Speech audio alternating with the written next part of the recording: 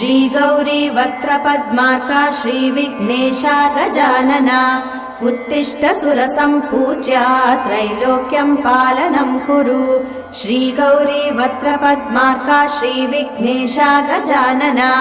उत्तिष्ठ सुरसम्पूज्या त्रैलोक्यं पालनं कुरु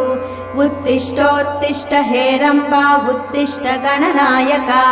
उत्तिष्ठ करुणापूर्णा भक्तानां भाग्यदायका उत्तिष्ठोत्तिष्ठ हेरम्बा उत्तिष्ठ गणनायका उत्तिष्ठ करुणापूर्णा भक्तानां भाग्यदायका श्रीयाकुवाहन शिवात्मज दिव्यगात्रा श्रीभिन्नदन्तधनुजान्तक सूक्ष्मनेत्रा सर्वार्ति दुःख शमना फणिराजसूत्रा देवा गणेश्वर विभो